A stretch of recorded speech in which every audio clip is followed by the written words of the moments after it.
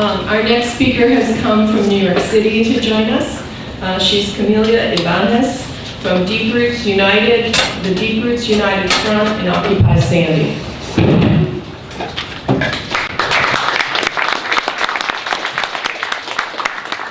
So first off, I want to start off by saying thank you to the organizers that organized this. It's a good turnout, intergenerational organizing. I see a lot of people ranging in different ages.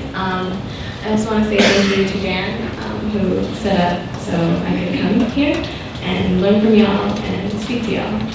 I also want to start off by honoring the people before me, not only that spoke before me in the panel, but the people whose land this is and the people who have taught me everything, my ancestors, as well as the communities that I've been able to work with and learn from, because the words that I'm going to be saying today are their words.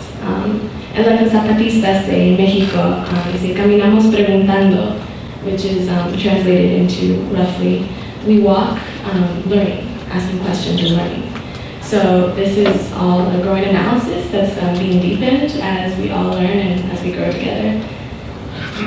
Okay, so that was my opening. A little introduction to myself. I am Aymara from the Aymara Nation, located in the altiplano of between Peru and Bolivia. So my grandparents are over there, and I was born over here. Migration, we all know how that happens. I'm an artist. I've worked in the immigration movement. I've worked with Occupy Sandy after Hurricane Sandy hit. Right now I'm currently involved in anti-tar sands extraction work in southern Utah. So I'll briefly talk about that.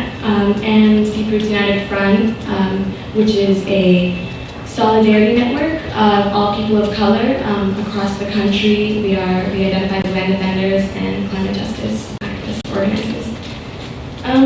So overall, I guess the main thing that I would identify as is a climate justice organizer as opposed to an environmental organizer. The two differences, I guess, the distinction that I want to make between the two is an environmental organizer is a single issue organizer. And like the brother who spoke before me, everyone has their role and everyone has the role that they need to play. A climate justice organizer, a climate justice activist is someone that looks at the intersections and is able to identify the root causes of systemic oppression leading the climate to change. So when you look at the root causes in the root system, you see that in the system, if it's not growing, it's dying. And through an environmental lens, we can't continue to keep growing. We don't have, this planet cannot support this. So that's a distinction that I like to make. Recently, I think how I met a lot of these people, and I was able to go to Cove Point. I'm sure you all can learn about the Cove Point expansion. And I was briefly learning from the frontline community over in Cove Point. And that for me was the first time that I've ever worked in an all-white frontline community. Normally we view, across the country, we view frontline communities fighting different forms of oppression as people of color and non-white people. But we're at a point in time right now where because of all the intersections and because of our oppressors, because of these corporations, these transnational corporations, frontline communities are beginning to look very differently. And that we see that as an intersectionality of frontline communities. Another new term, or maybe old term, for some people is intersectionality. Something that I want to kind of briefly go through. The basic working definition that I have is the understanding of, or the recognizing of overlapping oppressions. So a brief example is an undocumented woman worker, right? So you have an undocumented person who is oppressed by border militarization and the state and forced migration, a woman who is oppressed by heteronormativity and patriarchy, and then a worker who is exploited by the capitalistic system. So because this is a reality that a lot of people live, it's a reality that is a truth. The denying of the overlapping really leaves a lot of our community members vulnerable, and it really turns community members that should be on our side, that should be working with us, to stop the pipeline, to stop fracking, for all these things.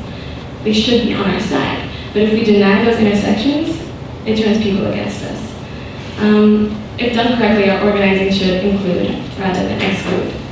And then through the lens of intersectionality, naturally we'll start to develop an anti-imperialist stance. Meaning, once we start to recognize that all of our grievances are intertwined, once we start to recognize that the same thing that is affecting your community in your backyard is the same thing that's affecting my community in my backyard, or the same person in the same corporation, we start to realize that it's the U.S. empire that is slaughtering poor, brown, and black working class people here through displacement, through environmental degradation, through the economic wealth gap. Those are the same ways that they're killing us. They're also killing people, what we call abroad, in third world countries. Something that we like to say, I organize in New York, currently I'm based in New York, and something that we like to say over there is murder made in the USA.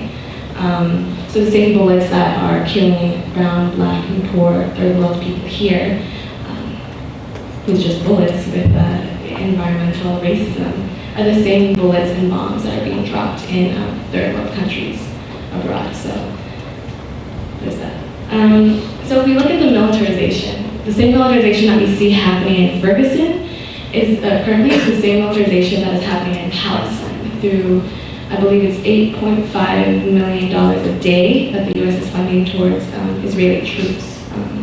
It's the same militarization that we see happening in Mexico, which the U.S. is funneling money into Plan Merido, which is disguises the war on drugs, into the narco government, a government that actively disappears people on a regular. And it's the same militarization that we see in the booklets of southern Utah against the fight against tar sands, where you have a transnational corporation essentially building a control center to house sit-lock cops and private security guards as a way to immediately respond to any disruption of tar sands extraction. So so the U.S. empire's hand is pretty dirty in a lot of different things, in a lot of different ways, in our backyards and in countries around the globe. There was recently a study that came out at Busters a few years ago, so I guess it wasn't that recent, that said every 10, 15 years there's an uprising in the U.S. They defined uprising a little weird, but I would like to say mobilization or mass mobilization, where you have some type of movement that gets people out on the streets. In third world countries, they overthrow governments for breakfast. And because we live in the United States, because we live in this empire, the belly of the beast, so let's say, it is our duty to actively push those boundaries and keep questioning. So because if these third world countries keep overthrowing these governments, they're going to continue to do that. But nothing will change, and they will still have to continue to overthrow if we don't at least try to attempt to cut off one of the tentacles. So I like to speak in vivid imagery, so hopefully y'all see those tentacles. So because our enemies are all the same, and because they're a small group of people, because sometimes we have corporations, sometimes we have names to put on, faces to put them. Our people need to be working together. We need to be talking, and we need to be actively working together. And that's why I emphasize intersectionality in working cross issues. And that's why I put emphasis on climate justice organizing. So a really tangible example of this is something that FANG, which is Fight Against Natural Gas, which hopefully some of y'all are familiar with. It's a group that is around this area. FANG participated last year in a week of action against Wells Fargo. It was called for by Occupier Homes, which is an anti-displacement, anti-eviction organization. And they just said week of action against Wells Fargo because not only is Wells Fargo responsible for foreclosures, but Wells Fargo is also responsible and owns private prisons that house our brown, black, and poor brothers and sisters. Wells Fargo also is invested and owns detention centers, which are halfway homes or prisons for undocumented migrants that are almost forced to come to the U.S. And they're also responsible for mountaintop removal. So Wells Fargo is a really, really tangible example of something that is controlling and is responsible for a lot of our oppression that we all face, regardless of how we live, regardless of our race, regardless of where we're from. Another tangible example is Bank of America Corporation, which, as a lot of y'all should know, or y'all do know, Bank of America is one of the biggest shareholders for Spectra Energy, which I know y'all are fighting very hard over here, so much respect to that. Bank of America is also responsible for giving out balloon loans that displace communities, remove families, and break apart schools.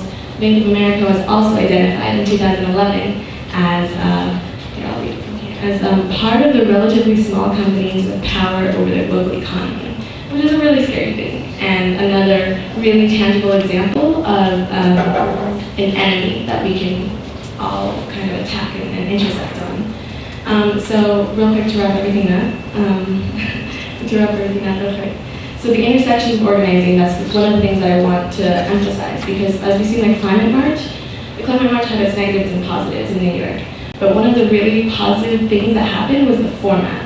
The format allowed that place for everyone to plug in. And that's something that we need to be able to start doing. Imagine if our homies in Texas, our homies that banned fracking in Texas, also threw down for the undocumented movement in Texas.